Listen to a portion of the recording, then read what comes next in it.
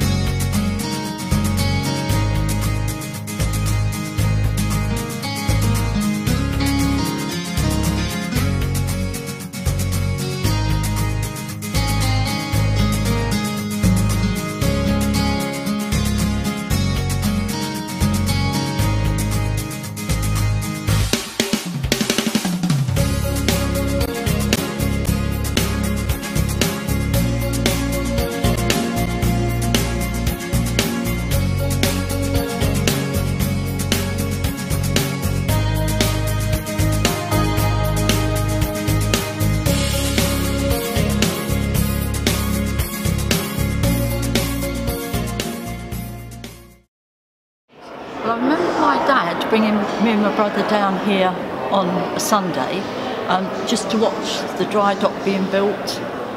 Couldn't see an awful lot, but he'd lift us up so that we could see what's going on. We, once a year, used to come over here to tune the pianos. It just happened to be the time that year when the Cutty Sark was coming up the Thames, and I saw the dock itself being built.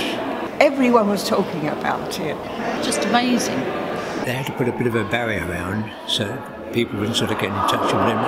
But there were gaps whereabouts you could look through and you could see what was going on, you know, and sometimes you can walk right the full length of it and see what was going on, you know. It depends where they were working, and if anything was being delivered, naturally they had to divert you around it while they were delivering the timber or whatever they were using, you know. But it was very interesting, and there's a surprising amount of people that walking past just to have a look, you know. My sons used to love coming along here and coming on here, and the figureheads, just the fact, you know, the cabins, they'd like to look, how did they sleep there and live on there? Before the bombing, there was a ship hotel on the site, and we used to get German liners coming up weekly. There were Monte Rosa and Monte Pascal, and the Germans used to disembark and stay at the ship hotel.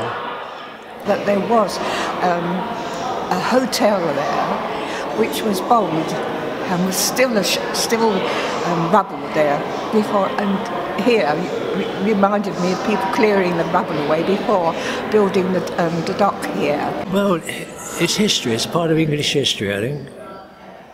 Tea is one of our main drinks, and that being one of the first sailing ships to bring it to England, to start it off really, I don't know where the first one that brought it to England, but I think the Cutty Sark was one of the first.